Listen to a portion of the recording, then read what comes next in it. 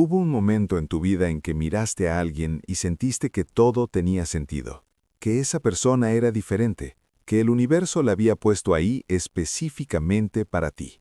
Y lo creíste completamente, no con dudas, con una certeza absoluta que no necesitaba explicación. Y luego, algo pasó. No sabes exactamente cuándo, pero un día la miraste y ya no sentiste lo mismo. El brillo había desaparecido, la magia se había evaporado, y te quedaste ahí preguntándote qué había salido mal, si el amor se había acabado, si nunca había sido amor, si el problema era ella, si el problema eras tú.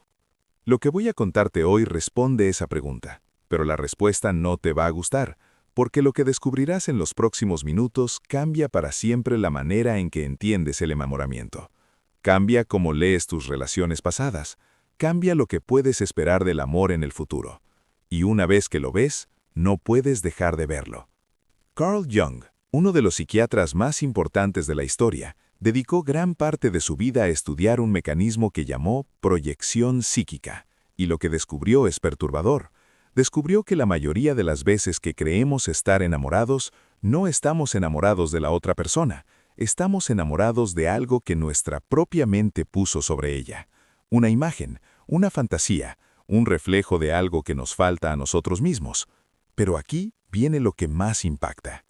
Hay personas que en algún momento de su vida despiertan, ven este mecanismo, entienden cómo funciona, y cuando eso pasa, el enamoramiento nunca vuelve a sentirse igual, nunca vuelves a caer de la misma manera, y eso puede sonar liberador, pero también puede sentirse como una condena.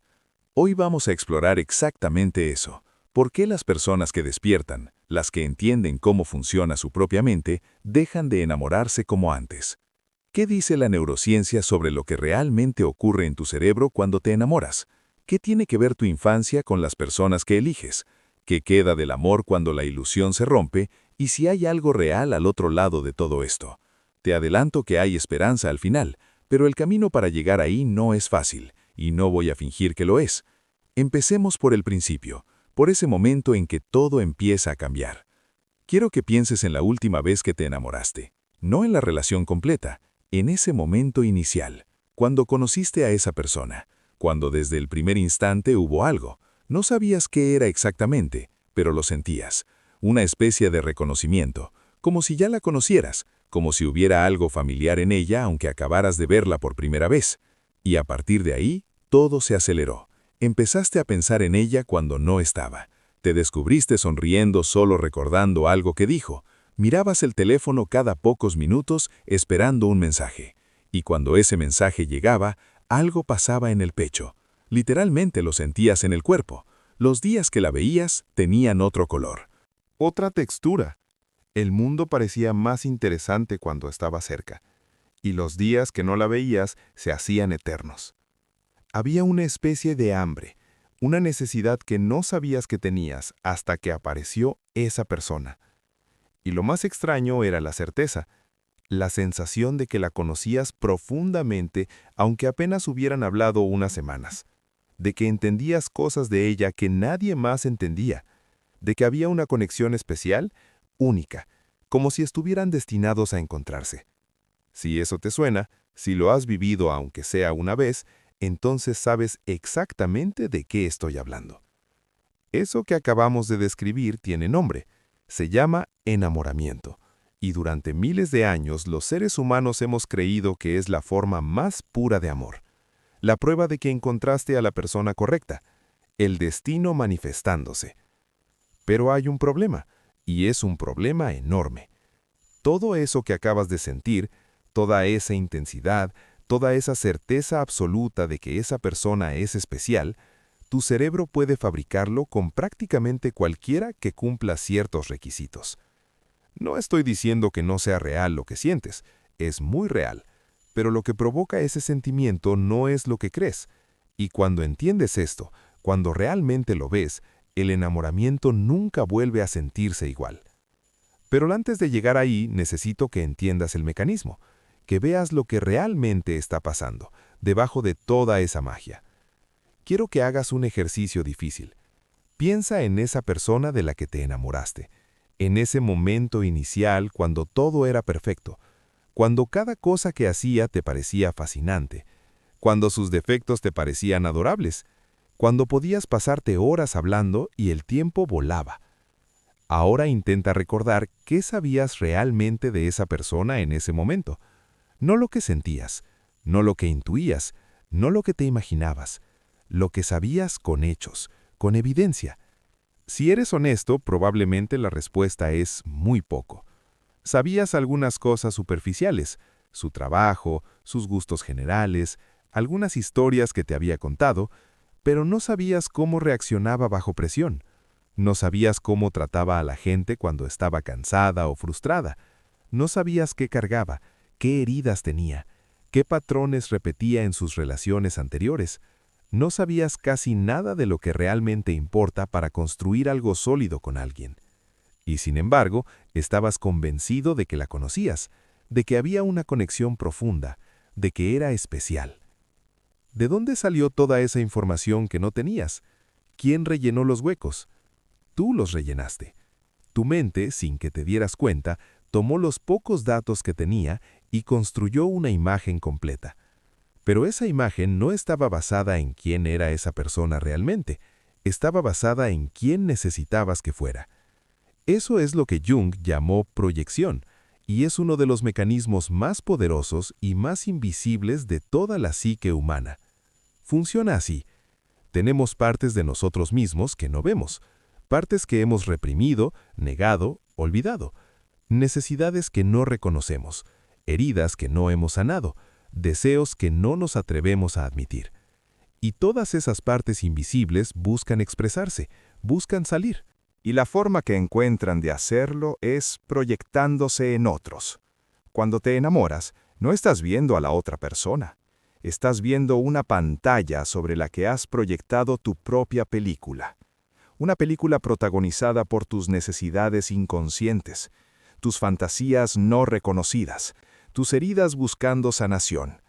Y la otra persona, sin saberlo, simplemente está ahí, siendo el lienzo sobre el que pintas todo lo que te falta. Déjame ponerte un ejemplo concreto porque esto puede sonar abstracto. María tiene 32 años.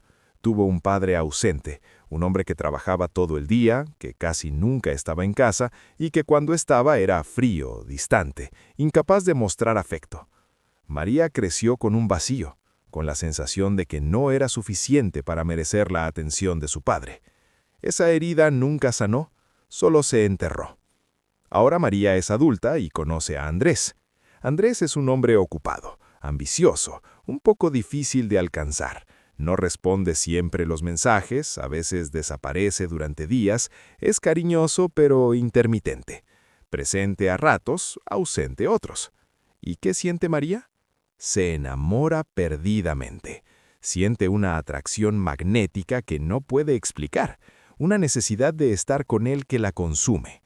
Cree que es porque Andrés es especial, porque hay una conexión única entre ellos. Pero lo que realmente está pasando es que Andrés activa exactamente la misma herida que su padre dejó. Andrés se parece emocionalmente a su padre, y el inconsciente de María reconoce eso y se enciende. ¿Por qué? Porque el inconsciente no quiere que seas feliz, quiere que sanes. Y la forma que tiene de empujarte a sanar es ponerte frente a la misma herida una y otra vez hasta que la resuelvas. María no se enamoró de Andrés, se enamoró de la oportunidad de sanar la herida con su padre. Proyectó sobre Andrés toda la carencia que arrastraba desde niña, y esa proyección se sintió como amor, pero no era amor, era el reconocimiento de una herida. Y esto no es un caso aislado, esto pasa constantemente. La mujer que siempre se enamora de hombres emocionalmente no disponibles probablemente tuvo un padre emocionalmente no disponible. El hombre que siempre elige mujeres controladoras probablemente tuvo una madre controladora. No es mala suerte, no es un patrón de conducta consciente, es el inconsciente repitiendo la misma dinámica buscando una resolución que nunca llega, porque no puedes sanar la herida con tu padre a través de tu pareja. No funciona así, nunca ha funcionado así.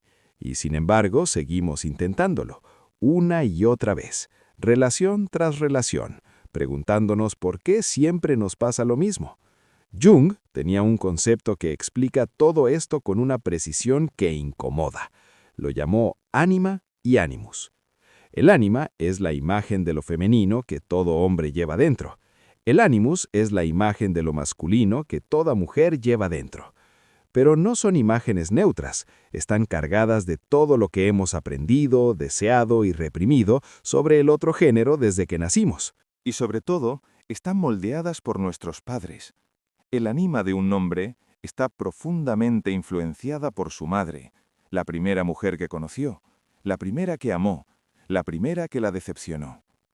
El animus de una mujer está moldeado por su padre, el primer hombre en su vida, el modelo de lo masculino, el que estuvo presente o el que faltó. Cuando un hombre se enamora perdidamente de una mujer, muchas veces no se está enamorando de ella, se está enamorando de su ánima proyectada sobre ella. Está viendo en esa mujer la imagen idealizada de lo femenino que lleva dentro, una imagen construida desde la infancia. Cuando una mujer se enamora perdidamente de un hombre, muchas veces está viendo en él su animus, el héroe, el salvador, el protector, el padre que siempre quiso tener o el opuesto exacto del padre que la hirió. Por eso el enamoramiento se siente tan intenso, porque no estás conectando con una persona externa, estás conectando con una parte de ti mismo que habías perdido. Estás viéndote a ti mismo reflejado en otro, y eso genera una sensación de completud, de estar entero por primera vez que es absolutamente adictiva. Todos crecemos con carencias, es inevitable. Incluso los padres más amorosos del mundo no pueden darte todo lo que necesitas. Y esas carencias dejan huecos, huecos que arrastramos hasta la vida adulta sin saber que están ahí. El niño que no se sintió visto crece buscando miradas que lo validen. La niña que no se sintió protegida crece buscando brazos que la sostengan. El niño que tuvo que ser fuerte demasiado pronto crece buscando a alguien con quien poder ser débil.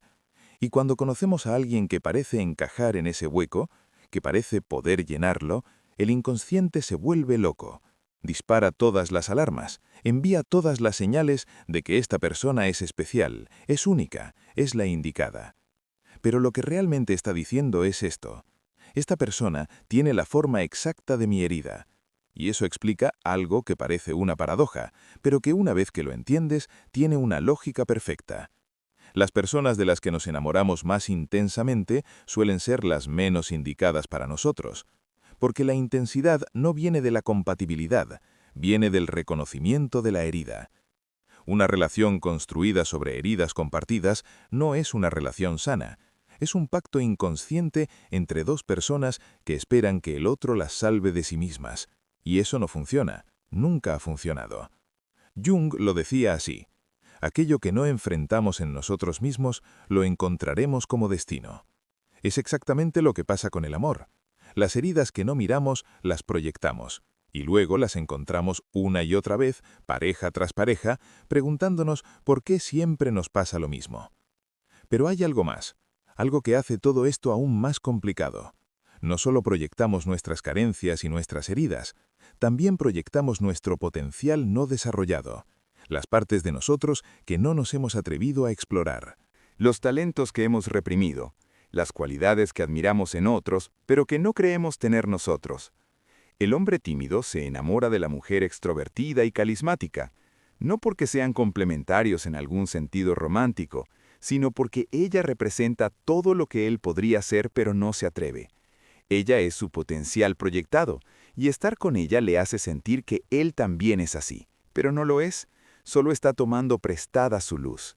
La mujer insegura se enamora del hombre seguro de sí mismo, no porque él vaya a darle seguridad, sino porque él representa la seguridad que ella tiene dentro, pero no ha desarrollado. Y mientras esté con él, puede sentirse segura sin tener que hacer el trabajo de construir esa seguridad en sí misma. Esto es peligroso, porque cuando proyectas tu potencial en otro, dejas de desarrollarlo en ti. Te vuelves dependiente de esa persona para sentirte completo. Y si esa persona se va, no solo pierdes una relación, pierdes la parte de ti que habías depositado en ella. Todo esto plantea una pregunta que probablemente ya te estás haciendo. Si el enamoramiento es básicamente una proyección masiva de heridas y potencial no desarrollado, ¿Cómo es posible que se sienta tan real?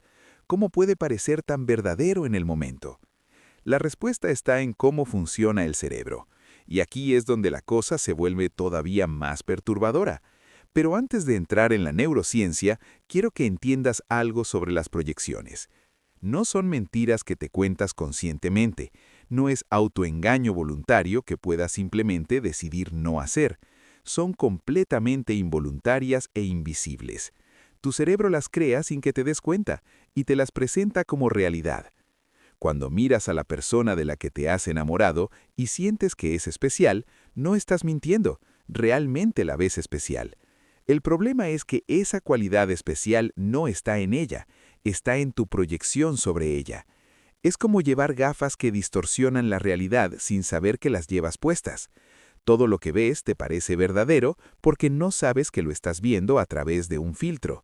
Por eso es tan difícil que alguien te convenza de que la persona de la que estás enamorado no es para ti. Puedes escuchar las advertencias de tus amigos, de tu familia, incluso de tu propia intuición. Pero no las crees, porque lo que sientes es tan intenso, tan real, que cualquier cosa que lo contradiga parece falsa. No entienden lo que tenemos, piensas.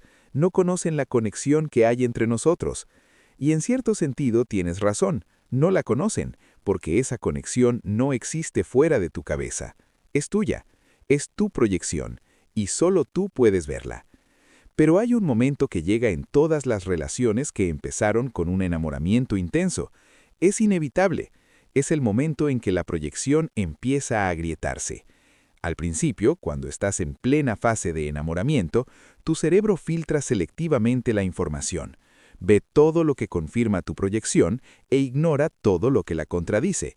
Si crees que esa persona es cariñosa, notarás cada gesto de cariño y pasarás por alto cada momento de frialdad. Si crees que es inteligente, cada cosa que diga te parecerá brillante y las tonterías las atribuirás al cansancio o al contexto. Pero esto no puede durar para siempre, porque la persona real sigue ahí detrás de tu proyección y eventualmente va a hacer algo que no encaja. Va a decir algo que contradice la imagen que has construido. Va a mostrarte un lado que no habías visto. Y en ese momento empieza el conflicto. Al principio lo niegas, buscas excusas, justificas. Seguro que estaba teniendo un mal día. No quería decir eso realmente, es solo estrés del trabajo. Tu cerebro lucha por mantener la proyección intacta porque abandonarla duele demasiado, pero las grietas siguen apareciendo, cada vez más frecuentes, cada vez más difíciles de ignorar. Y llega un día en que miras a esa persona y ya no ves lo que veías antes. El brillo ha desaparecido, la magia se ha evaporado y te quedas ahí confundido. ¿Se acabó el amor? ¿Cambió ella? ¿Cambié yo? Lo que pasó es que la proyección se cayó.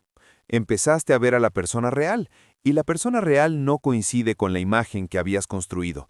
No es culpa suya, ella siempre fue así, simplemente tú no la veías. Esto es devastador, porque no solo pierdes la ilusión sobre esa persona, también pierdes la ilusión sobre ti mismo, sobre tu capacidad de juzgar, sobre tu intuición, sobre todo lo que creías saber del amor.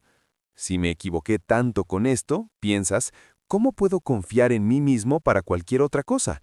Y aquí es donde la mayoría de la gente comete el error que los mantiene atrapados en el ciclo para siempre.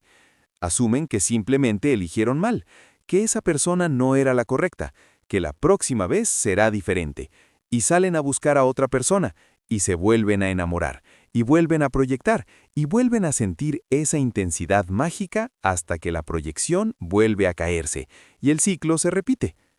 Hay personas que pasan toda su vida en este ciclo, enamorándose, desilusionándose, buscando, volviendo a enamorarse, persiguiendo una fantasía que por definición no puede sostenerse. Porque lo que buscan no existe fuera de ellos, está dentro, pero no lo saben. Y luego hay otras personas que en algún momento, después de suficiente dolor, después de suficientes decepciones, empiezan a ver el patrón.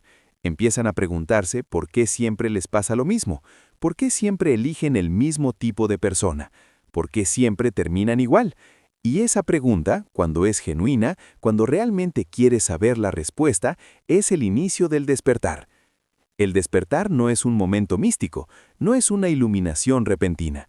es un proceso lento, muchas veces doloroso, en el que empiezas a ver cosas que antes no veías, a reconocer tus proyecciones, a entender que lo que llamabas amor muchas veces era otra cosa. Y cuando empiezas a ver esto, algo cambia en ti para siempre. Ya no puedes volver a enamorarte de la misma manera ingenua, ya no puedes caer en la fantasía sin una parte de ti que observa, que pregunta, que duda. Y eso crea algo que pocas personas esperaban cuando comenzaron a despertar, una soledad muy particular, difícil de explicar a quien no la ha sentido. Las personas despiertas a menudo se sienten solas, no porque no haya gente a su alrededor, sino porque ya no pueden participar en el juego que todos los demás están jugando. Ven a sus amigos enamorándose perdidamente, sufriendo por amores imposibles, montando en la montaña rusa emocional y no pueden unirse. Ven la construcción, ven las proyecciones, ven lo que viene después, y eso las aísla. Jung lo decía perfectamente. La soledad no es no tener gente alrededor, es no poder comunicar las cosas que te parecen importantes. Las personas despiertas tienen cosas importantes que comunicar, pero cuando intentan hacerlo, cuando intentan explicar lo que ven, muchas veces reciben miradas de confusión, o peor, de rechazo, porque nadie quiere que le digan que su enamoramiento es una proyección, nadie quiere que le arruinen la magia, y entonces la persona despierta aprende a callarse, a observar sin comentar, a sentirse extranjera en un mundo donde todos parecen creer en un cuento que ella ya no puede creer. Ahora entremos en el cerebro, porque hay algo que necesitas entender sobre lo que ocurre físicamente cuando te enamoras, y cuando lo entiendes, cuando ves la maquinaria, algo cambia de manera permanente en cómo percibes el enamoramiento. En 1996, una neurocientífica llamada Helen Fisher hizo algo que nadie había hecho antes. Metió a personas enamoradas en un escáner cerebral. Quería ver qué pasaba dentro de sus cabezas cuando miraban fotos de la persona que amaban. Lo que encontró cambió para siempre nuestra comprensión del amor. Cuando los participantes veían la foto de su amado, su cerebro se iluminaba. Pero no en las áreas que esperarías. No se activaban las zonas relacionadas con emociones complejas ni con el razonamiento.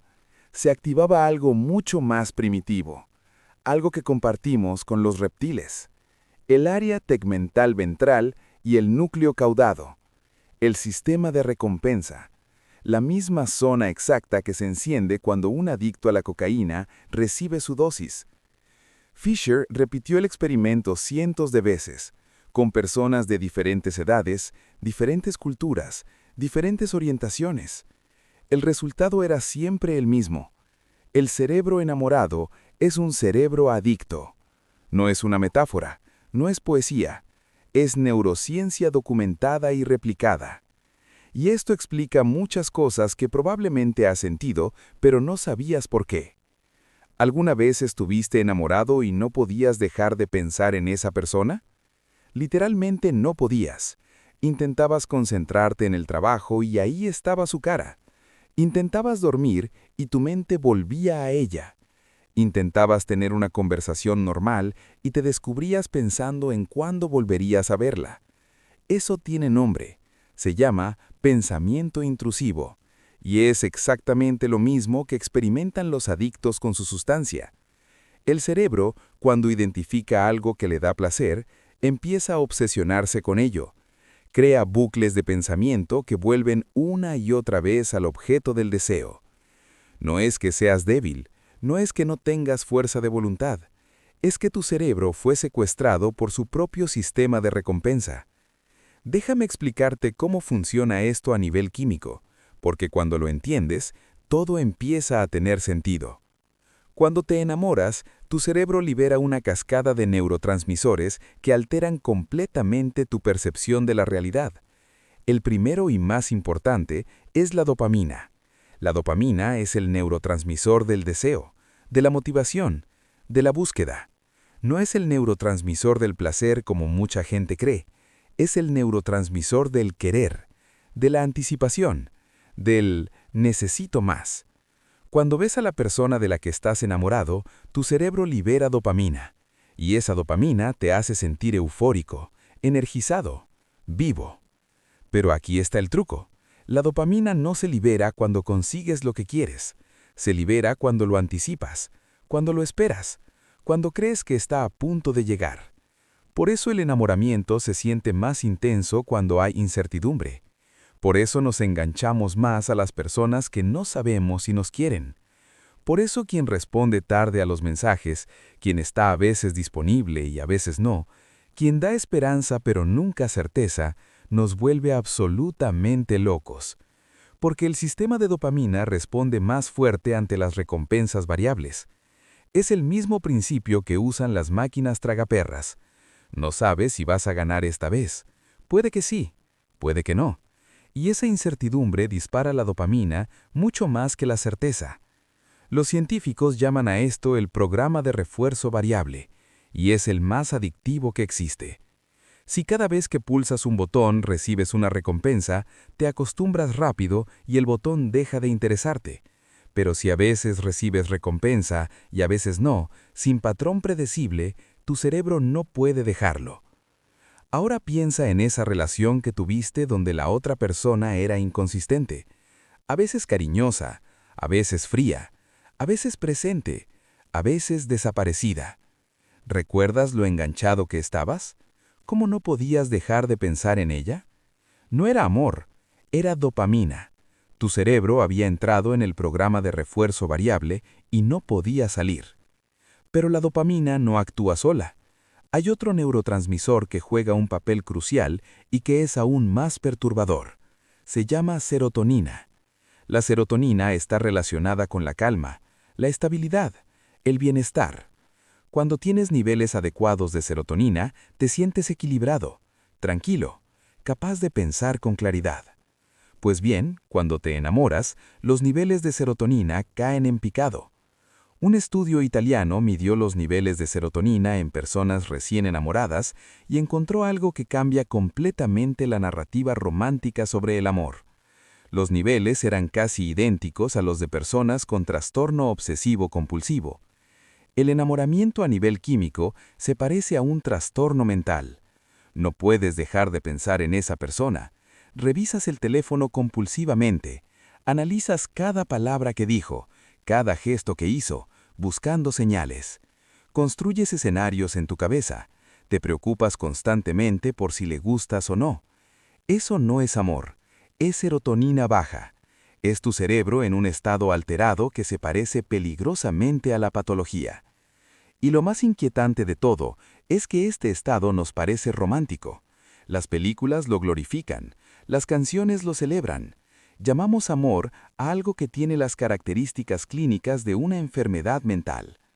Cuando te enamoras, también aumentan los niveles de cortisol, la hormona del estrés. Por eso el enamoramiento viene con ansiedad. Por eso te sudan las manos antes de verla. Por eso sientes el estómago revuelto. Por eso no puedes comer bien, no puedes dormir bien, estás constantemente activado. Tu cuerpo está en modo alerta, como si hubiera un peligro, y en cierto sentido lo hay, porque para tu cerebro primitivo, el rechazo de alguien de quien dependes emocionalmente es una amenaza de supervivencia. Nuestros ancestros necesitaban pertenecer a un grupo para sobrevivir. Ser rechazado significaba la muerte.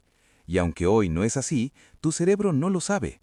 Sigue reaccionando como si tu vida dependiera de que esa persona te quiera. Y luego está la oxitocina, la famosa hormona del apego, la que se libera cuando abrazas a alguien, cuando tienes contacto físico, cuando haces el amor. La oxitocina crea vínculos, te hace sentir conectado, seguro, en casa. Pero también tiene un lado oscuro que casi nadie menciona. La oxitocina te hace confiar ciegamente, te hace ignorar las señales de alarma, te hace sentir que esa persona es segura, aunque no lo sea. Los estudios muestran que bajo los efectos de la oxitocina, las personas son más fáciles de engañar, ven más atractivas a sus parejas de lo que realmente son, perdonan cosas que no deberían perdonar. El resumen de lo que ocurre en tu cerebro cuando te enamoras es este. Tienes dopamina alta, que te vuelve obsesivo y te hace perseguir. Tienes serotonina baja, que te hace pensar de manera circular y ansiosa como en un TOC. Tienes cortisol alto, que te mantiene en estado de estrés constante. Y tienes oxitocina, que te hace confiar ciegamente y ver todo de color de rosa. Es un cóctel químico diseñado para una sola cosa, que te reproduzcas. A la evolución no le importa si eres feliz, no le importa si esa persona es buena para ti, no le importa si vas a sufrir, solo le importa que pases tus genes. Y para asegurarse de que lo hagas, diseñó este estado alterado de conciencia que llamamos enamoramiento. Y cuando ves todo esto, cuando entiendes la maquinaria que hay detrás de lo que sientes, surge una pregunta incómoda. Si el enamoramiento es básicamente un estado de intoxicación química diseñado para la reproducción, ¿qué valor real tiene? ¿Es todo una gran mentira biológica? Esta es la pregunta que atormenta a las personas que empiezan a despertar. Y la respuesta es compleja, pero antes de llegar a ella, hay otra parte de la historia que necesitas conocer. La parte que explica por qué te enamoras de quién te enamoras, porque la dopamina y la oxitocina explican cómo se siente el enamoramiento, pero no explican por qué te enamoras de esta persona específica y no de otra. De todas las personas que conoces, tu cerebro elige encenderse con unas y no con otras. Y ahí es donde la cosa se pone realmente interesante. Hay una rama de la psicología que lleva 50 años estudiando exactamente esto. Se llama teoría del apego. Y lo que ha descubierto es fascinante y perturbador a partes iguales. Todo empieza en la infancia. En los primeros años de vida, tu cerebro está desarrollando algo llamado modelos de trabajo interno. Básicamente está aprendiendo cómo funcionan las relaciones. Está aprendiendo si las personas son confiables o no, si el amor es seguro o peligroso, si mereces que te quieran o no. Y este aprendizaje no ocurre de manera consciente. Ocurre a través de miles de pequeñas interacciones con tus cuidadores principales. Cuando lloras, alguien viene. Cuando tienes miedo, alguien te calma. Cuando necesitas atención, alguien te la da. O tienes que ganártela, o nunca la consigues. Basándose en estas experiencias, tu cerebro desarrolla uno de varios estilos de apego, y ese estilo va a determinar cómo te relacionas el resto de tu vida. El apego seguro se desarrolla cuando tus cuidadores fueron consistentes, disponibles, sensibles a tus necesidades. Si tuviste esto, de adulto te resulta relativamente fácil confiar en otros, pedir lo que necesitas y manejar la intimidad sin ansiedad excesiva. Pero hay otros estilos. El apego ansioso se desarrolla cuando tus cuidadores fueron inconsistentes, a veces disponibles, a veces no, a veces cariñosos, a veces fríos. Tu cerebro aprendió que el amor existe, pero no es confiable, que tienes que perseguirlo, ganártelo, estar siempre alerta para no perderlo. De adulto, esto se traduce en relaciones donde siempre estás preocupado por si te quieren, donde necesitas reafirmación constante, donde el miedo al abandono te consume. El apego evitativo se desarrolla cuando tus cuidadores fueron emocionalmente distantes o rechazantes. Tu cerebro aprendió que depender de otros es peligroso, que la intimidad es amenazante, que la única manera de estar seguro es no necesitar a nadie.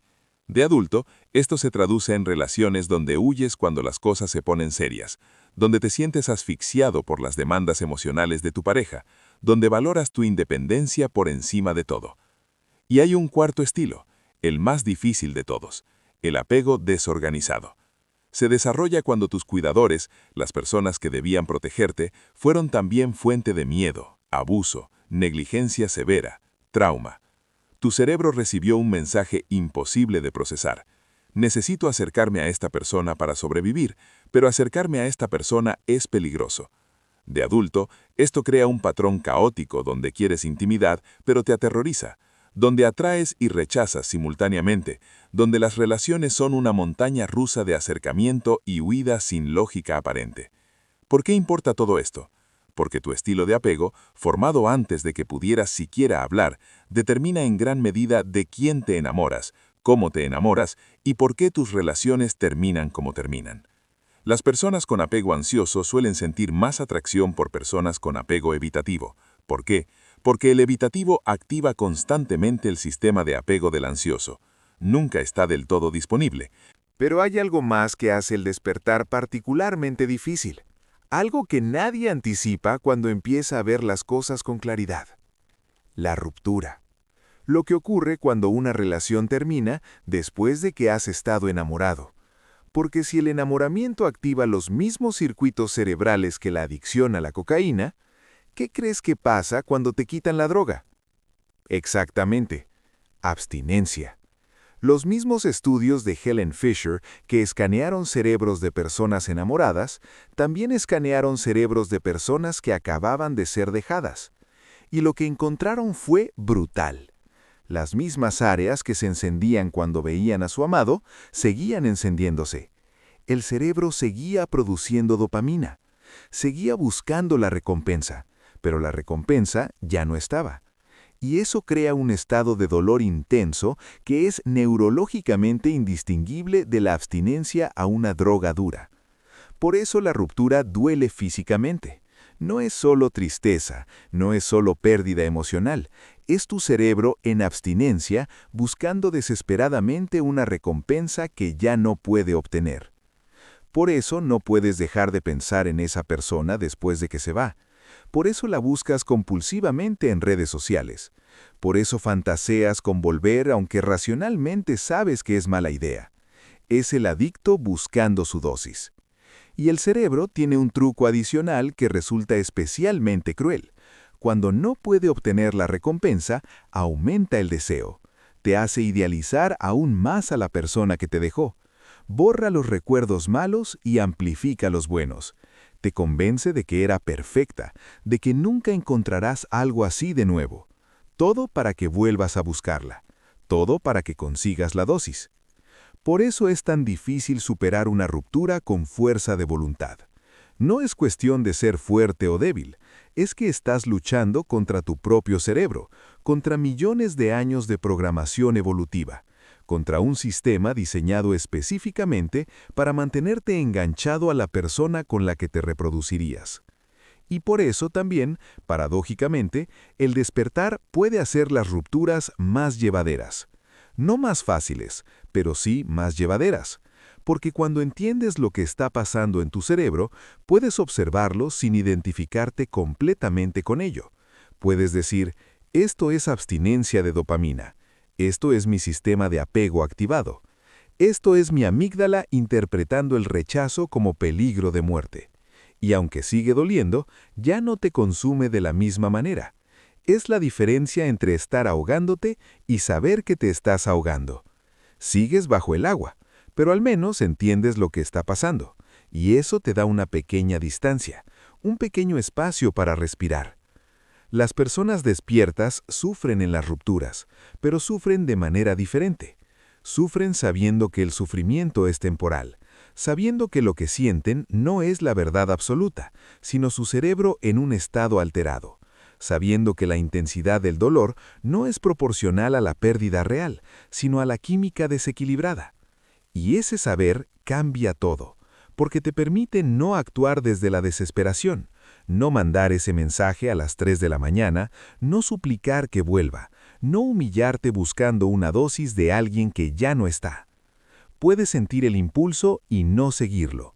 Puedes observar el deseo sin convertirlo en acción. Eso es lo que el despertar te da.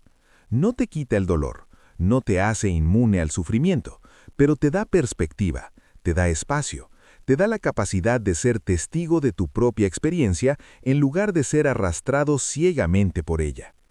Ahora llegamos a la pregunta central, la que vive en el corazón de todo esto. Si el enamoramiento es químico, si el apego está determinado por la infancia, si todo es neurociencia y patrones inconscientes, ¿dónde queda el amor verdadero? ¿Existe siquiera? ¿O es todo una ilusión? Esta es la pregunta que las personas despiertas se hacen en las noches largas. La pregunta que puede llevarte al cinismo más profundo. O, si la atraviesas completamente, a algo mucho más hermoso de lo que imaginabas. Porque hay algo después del despertar. Hay algo que viene cuando atraviesas el desierto de la desilusión y sales del otro lado. Hay una forma de amar que no depende de las proyecciones, ni de la dopamina, ni de los patrones de apego no resueltos. Una forma de amar que es consciente, elegida, real. Pero para llegar ahí, primero tienes que atravesar el duelo. El duelo por la inocencia perdida. El duelo por todos los amores pasados que ahora ves de otra manera. Ese duelo es necesario. No puedes saltártelo. No puedes hacer bypass espiritual y fingir que ya lo superaste. Tienes que sentirlo. Tienes que dejar que te atraviese. Tienes que llorar las ilusiones perdidas antes de poder construir algo nuevo en su lugar.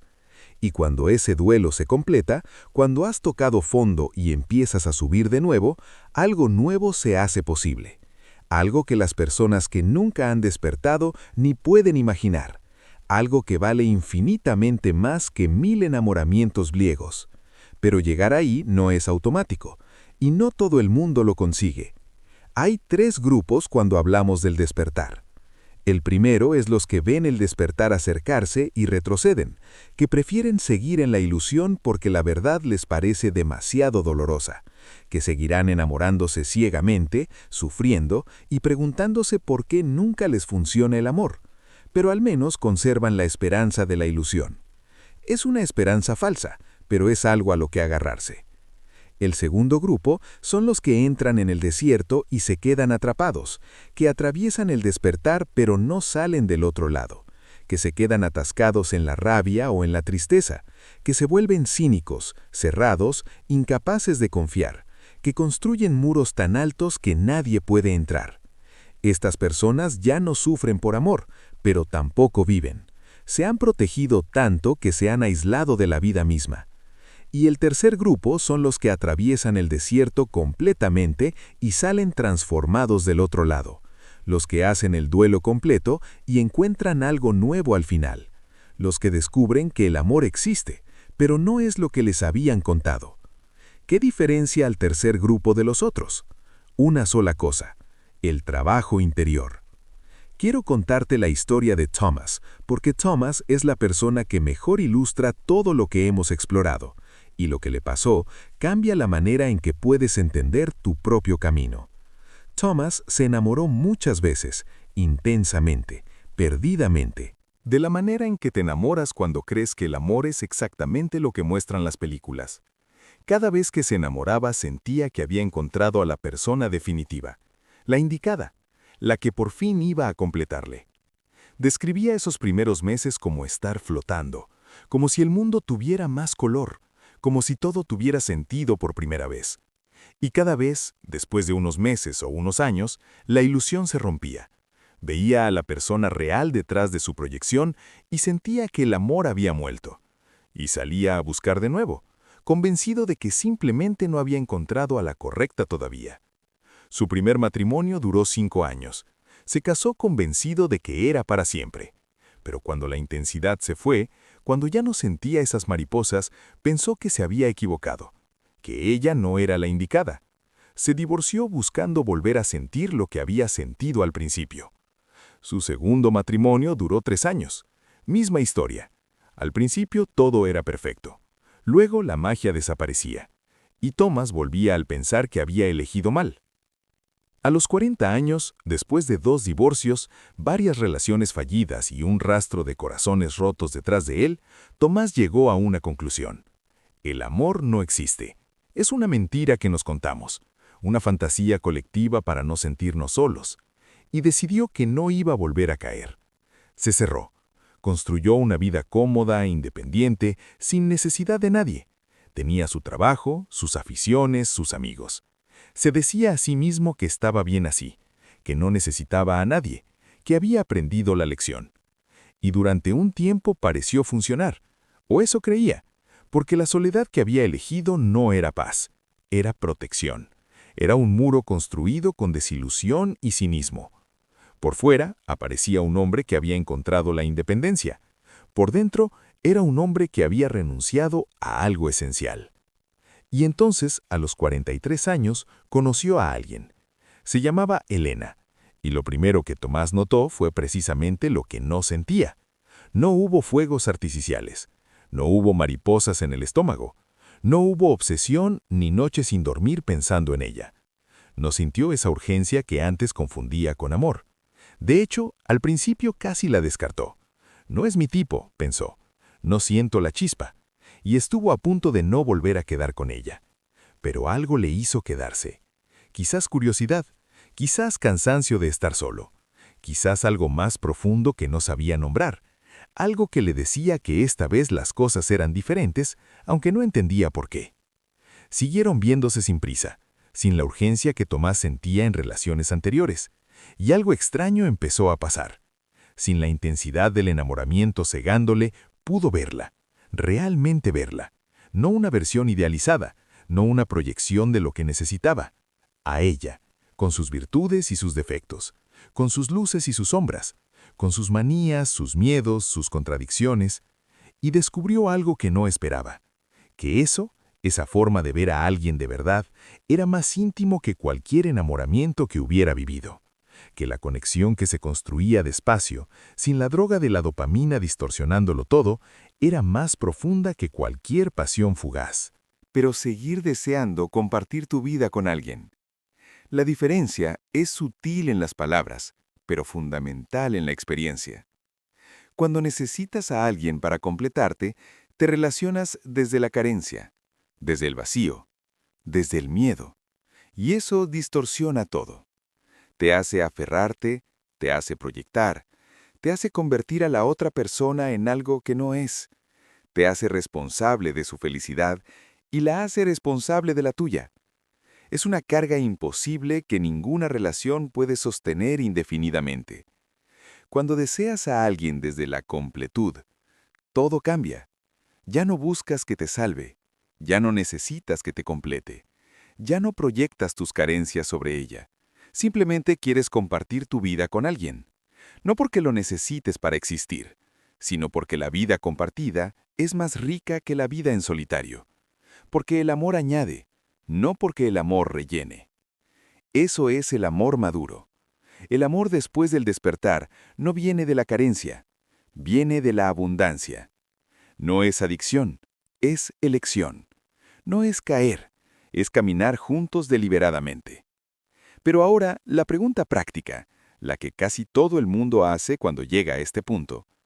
Si te quito la intensidad del enamoramiento, si te quito las mariposas y la obsesión y las noches sin dormir pensando en alguien, ¿qué queda? ¿No es un poco aburrido comparado con todo lo anterior? Esta pregunta la entiendo perfectamente porque hemos sido programados durante toda la vida para creer que el amor intenso es el amor verdadero, que si no duele, no es amor, que si no estás completamente loco por alguien, es que no lo quieres de verdad. Las películas nos muestran persecuciones bajo la lluvia, grandes gestos románticos, pasión desbordante, declaraciones imposibles. Nadie hace películas sobre parejas que construyen algo juntos día a día sin drama. No tiene el mismo atractivo narrativo. Pero eso es confundir intensidad con profundidad, y son cosas muy diferentes. La intensidad es ruidosa, es fuegos artificiales, es subidones y bajones, es drama y pasión y lágrimas. La intensidad agota, la intensidad quema. La intensidad no puede sostenerse a largo plazo porque, por definición, es un estado alterado. Nadie puede vivir permanentemente en un estado alterado. La profundidad es silenciosa. Es un río que fluye de manera constante. Es conocer a alguien tan bien que puedes estar en silencio juntos sin que sea incómodo. Es saber que puedes contar con esa persona sin tener que preguntarlo. Es construir algo juntos día a día, sin necesidad de grandes gestos, porque los pequeños gestos cotidianos dicen más que cualquier declaración grandilocuente. Las personas que solo han conocido la intensidad confunden la profundidad con el aburrimiento. Cuando el drama desaparece, creen que el amor ha muerto. No entienden que lo que ha muerto es el ruido, y que debajo del ruido hay algo mucho más valioso, algo que solo puedes escuchar cuando el ruido se calla. Thomas lo describió una vez de una manera que se me quedó grabada. Me dijo, con mis exmujeres vivía en una montaña rusa. Había días increíbles y días horribles, mucha pasión, muchas peleas, mucha intensidad. Con Elena es diferente. No hay montaña rusa. Hay un camino. A veces sube, a veces baja, pero siempre avanza. Y cuando miro atrás, veo todo lo que hemos construido juntos. Con las otras, no construí nada, solo sobreviví. Hay una metáfora que ayuda a entender esto. Enamoramiento es como estar borracho, porque se siente más intenso, más significativo, más vivo. Los colores son más brillantes, las emociones más fuertes. Te sientes invencible, pero estás en un estado alterado. No ves la realidad con claridad, y cuando se te pasa la borrachera, viene la resaca. Y la resaca del enamoramiento puede ser devastadora. El amor maduro es como estar sobrio. Al principio, si vienes de la borrachera, la sobriedad parece aburrida, parece que le falta algo, parece gris. Pero cuando te acostumbras, te das cuenta de que ver la realidad claramente tiene su propia belleza. Una belleza más sutil, una belleza que requiere estar presente para apreciarla, una belleza que no te deja resaca. Las personas despiertas que encuentran el amor no sienten menos, sienten diferente. Sienten una calma que los que están en la montaña rusa no conocen. Sienten una seguridad que los ansiosos no pueden imaginar. Sienten una conexión que no depende de la incertidumbre para existir. Sienten que pueden ser completamente ellos mismos sin el miedo a que el otro se vaya si los ve realmente. Y sí, a veces echan de menos la intensidad. A veces miran a parejas recién enamoradas y sienten una punzada de nostalgia por esos días en que todo era tan dramático, tan urgente, tan aparentemente vivo. Pero no cambiarían lo que tienen, porque saben lo que hay detrás de esa intensidad. Saben que es insostenible, saben que es ilusión, saben que es el principio de un ciclo que siempre termina en el mismo lugar. Ahora quiero hablarte de algo que casi nunca se menciona. ¿Qué pasa cuando dos personas despiertas se encuentran? Porque eso existe, y es completamente diferente de todo lo demás. Cuando dos personas despiertas que han hecho su trabajo interior se encuentran, no hay juegos. No hay estrategias para parecer más interesante de lo que eres. No hay esconder los defectos hasta que sea demasiado tarde para que el otro se vaya. Hay una honestidad desde el principio, que para quien no ha despertado puede parecer intimidante. Dos personas despiertas se ven realmente y saben que están siendo vistas. Y en lugar de aterrorizar, eso libera. Porque ya no tienes que mantener una fachada. Ya no tienes que preocuparte por cuándo descubrirá quién eres realmente. Ya lo sabe y sigue ahí. Cuando dos personas despiertas construyen una relación, no esperan que el otro las complete. No necesitan que el otro sea su fuente de felicidad. No proyectan sus carencias. Se acompañan. Se eligen, se apoyan en el crecimiento mutuo. Y cuando surgen problemas, y siempre surgen, los abordan como equipo, en lugar de como adversarios. Esto no significa que las relaciones entre personas despiertas sean perfectas. Siguen habiendo conflictos, siguen habiendo malos días, siguen habiendo momentos de desconexión y de incomprensión. Thomas no cayó enamorado de Elena, la eligió cada día, conscientemente, sabiendo exactamente quién era, con todos sus defectos visibles, y eligiéndola de todas formas, no porque fuera perfecta, sino porque era real, y él ya estaba cansado de perseguir fantasías. Llevan 8 años juntos, y cuando le preguntas cómo es su relación, no te habla de pasión arrolladora ni de amor de película. Te habla de paz, de compañía, de construir algo juntos, de tener a alguien que te conoce de verdad. No la versión que proyectas, sino tú, con todo lo que eso implica. Eso es el amor después del despertar. No es una caída, es una elección. No es ciego, tiene los ojos completamente abiertos. No es intenso de la manera que conocías, es profundo de una manera que no sabías que existía. Pero Thomas tardó años en estar listo para Elena, años de trabajo interior, años de enfrentar sus patrones, años de atravesar un desierto que casi le destruyó antes de transformarle. Y no llegó ahí solo con buenas intenciones. Llegó porque hizo algo concreto, porque el trabajo interior del que hablo no es abstracto ni filosófico, es muy concreto. Y quiero explicarte qué implica porque puede cambiar el rumbo de lo que viene para ti. Lo primero es la conciencia, empezar a observarte a ti mismo en las relaciones. Cuando sientes atracción intensa, en lugar de dejarte llevar, hacer una pausa y preguntarte qué está pasando aquí. ¿Qué estoy proyectando en esta persona? ¿Qué parte de mí está siendo completada por esta atracción específica? Esto no es fácil al principio. Estamos tan acostumbrados al actuar en automático que observarnos requiere un esfuerzo consciente real. Pero con la práctica se vuelve más natural. Empiezas a detectar tus patrones en tiempo real. Empiezas a ver las proyecciones mientras las haces. Hay un ejercicio concreto que funciona para esto. Cada vez que sientas atracción fuerte por alguien, escribe sobre ello. No lo que sientes, sino ¿por qué crees que lo sientes? ¿Qué tiene esta persona que me atrae tanto? ¿Me recuerda a alguien de mi pasado? ¿Qué cualidades estoy viendo en ella que quizás me gustaría tener a mí? ¿Qué vacío estoy esperando que llene? Cuando escribes estas cosas, muchas veces la respuesta se vuelve obvia. Ves el patrón claramente, y una vez que lo ves, ya no puede controlarte de la misma manera. Lo segundo es trabajar con tu historia, explorar tu infancia, entender cómo fueron tus primeros vínculos, qué aprendiste sobre el amor en esos años formativos, qué aprendiste sobre ti mismo en relación a otros. Esto puede hacerse solo, pero es significativamente más efectivo con un terapeuta que sepa guiarte a través de ese territorio. Thomas descubrió en terapia que su madre había sido emocionalmente inconsistente, a veces muy cariñosa, a veces fría y distante. Sin saberlo, había pasado toda su vida adulta buscando mujeres que replicaran ese patrón, mujeres que le daban amor intermitente, porque eso era lo que su sistema nervioso reconocía como amor. Cuando entendió esto, todo cambió.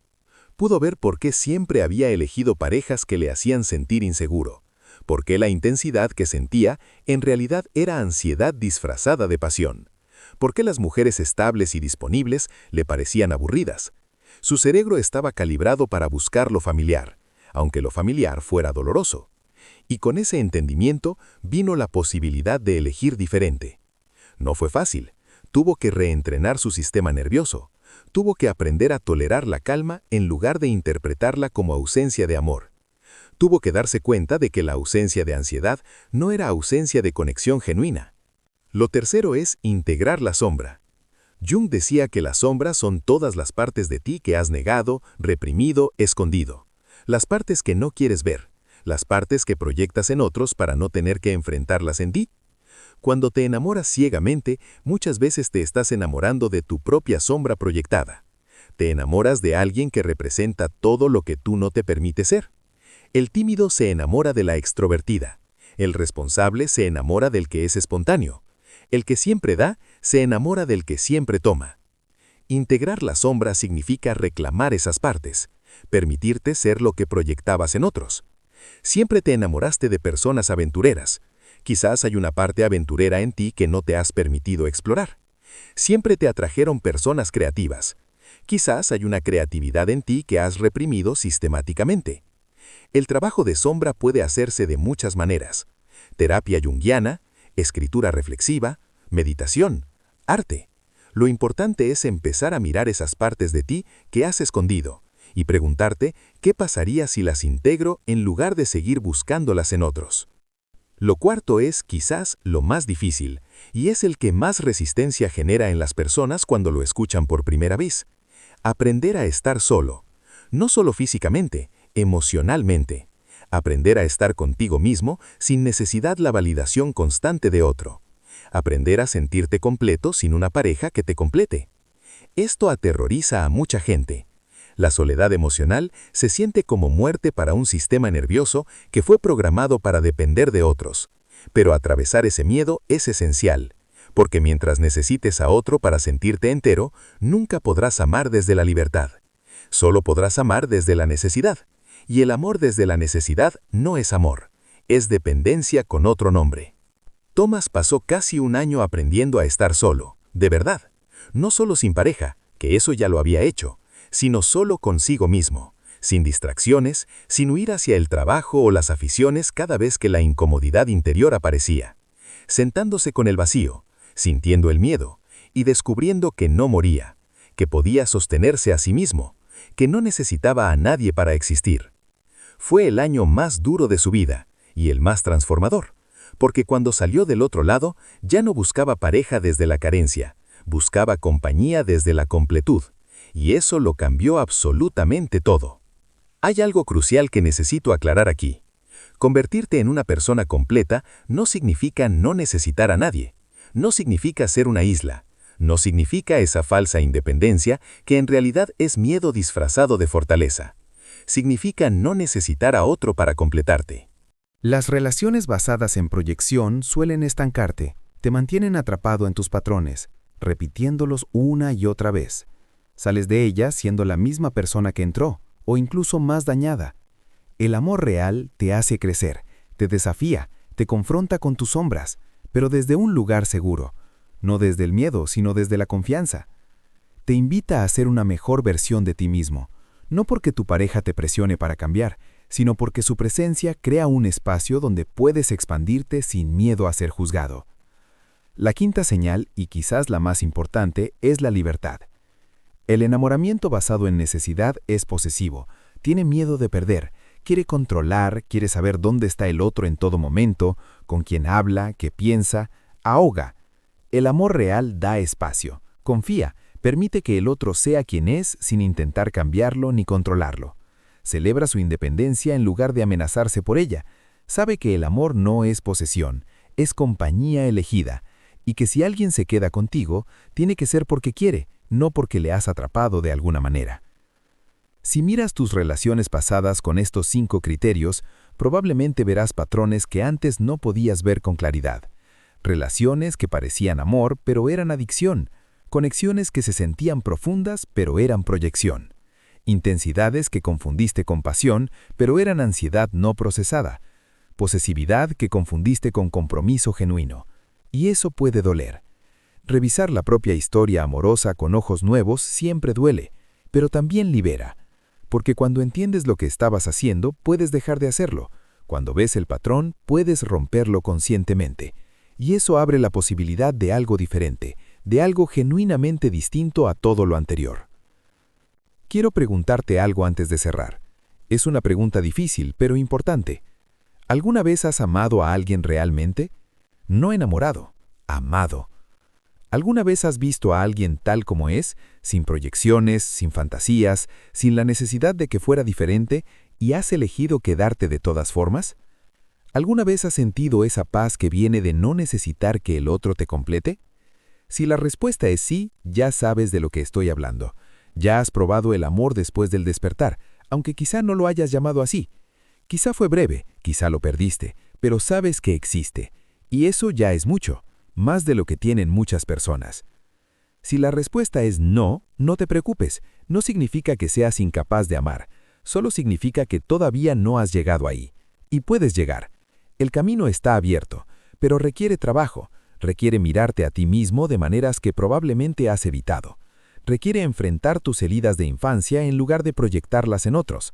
Requiere hacerte responsable de tus patrones en lugar de culpar a tus parejas por el resultado. Requiere atravesar el desierto del duelo sin huir de él. No es difícil, no es rápido, no hay atajos reales.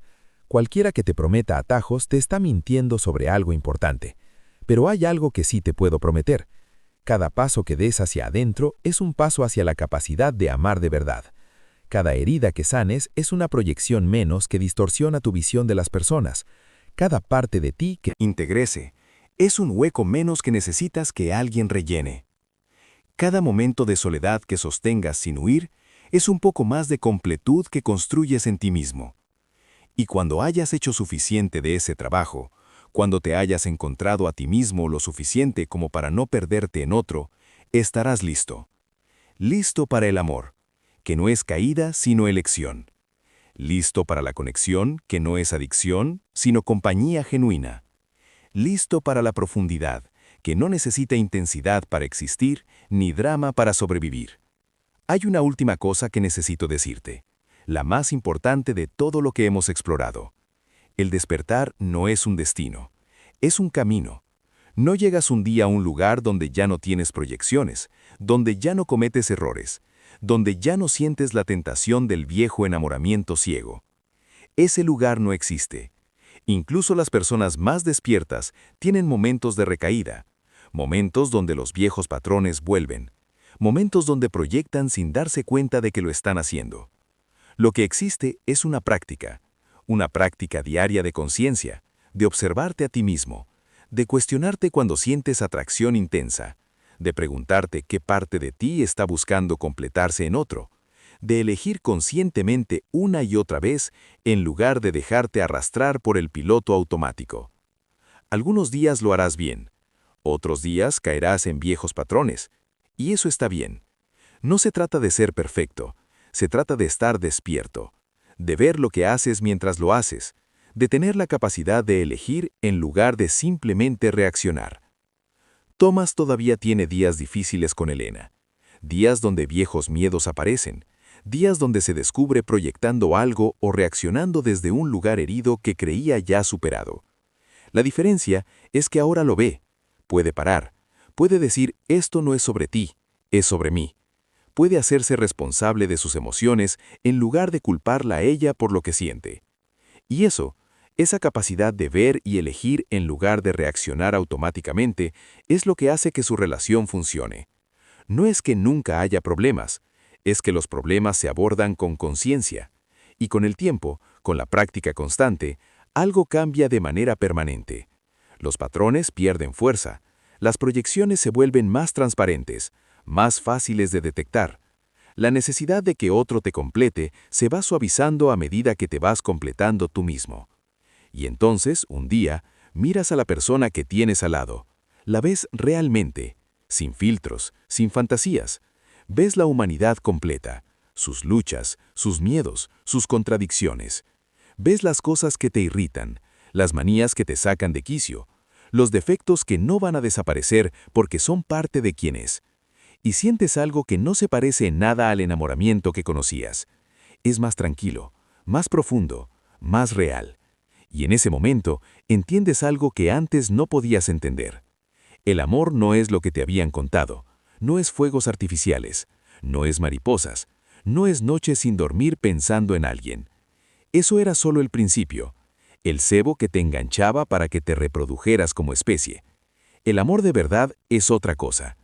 Es elegir quedarte cuando el subidón químico se ha pasado. Es construir algo juntos cuando ya no hay ilusiones que sostengan artificialmente la relación. Es ver a alguien tal como es y decir, te elijo así. No a pesar de tus defectos, sino incluyéndolos, porque son parte de ti. Y yo te quiero a ti, no a mi fantasía de ti. Eso es el amor después del despertar. No es menos que el enamoramiento. Es infinitamente más, porque es real, porque está basado en verdad y no en ilusión. Porque puede sostenerse en el tiempo sin necesidad de drama para sobrevivir. Porque te deja ser completamente tú mismo sin miedo y sin máscaras. Y cuando lo encuentras, cuando lo vives aunque sea por un momento, todo el camino cobra sentido. Todo el dolor del despertar, toda la soledad del desierto, todo el trabajo interior que hiciste en los momentos en que era más fácil no hacerlo, todas las noches difíciles donde te preguntabas si el amor realmente existía. Todo valió la pena, porque ahora sabes algo que muy poca gente sabe. Sabes que el amor existe, no el amor de las películas, no el amor que te vendieron desde niño, sino algo mucho más simple y mucho más profundo al mismo tiempo. El amor de ver a alguien realmente, de verle sin el filtro de lo que necesitas que sea, y de elegirle cada día con los ojos completamente abiertos. Si estás en medio del despertar ahora mismo, si sientes que has perdido algo, si el mundo parece más gris desde que empezaste a ver las cosas con más claridad, quiero que sepas esto. No has perdido nada real, solo has perdido ilusiones, y en su lugar has ganado la posibilidad de algo verdadero. No todo el mundo llega ahí, no todo el mundo está dispuesto a hacer el trabajo, no todo el mundo tiene el valor de atravesar el desierto sin garantías de lo que hay al otro lado. Muchos prefieren seguir en el ciclo, enamorándose y desilusionándose, porque al menos el ciclo es familiar, al menos tiene momentos de intensidad que se sienten como estar vivo, aunque después vengan momentos de destrucción. Pero tú estás aquí, llegaste hasta el final de esto, y eso ya dice algo sobre ti. Dice que hay una parte de ti que quiere despertar, que quiere ver con claridad, que está cansada de repetir los mismos patrones y está lista para algo genuinamente diferente. Escucha esa parte. Síguele, aunque el camino sea difícil, aunque el desierto parezca interminable, aunque haya momentos donde todo esto parezca demasiado y la ilusión suene más cómoda, porque al otro lado hay algo que merece la pena, algo que muy pocos conocen, algo que una vez que lo tienes cambia la manera en que entiendes todo lo que vino antes. El camino está abierto, el amor existe, no como lo imaginabas, mejor, más real, más tuyo, y te está esperando al otro lado de todo lo que aún no has atravesado.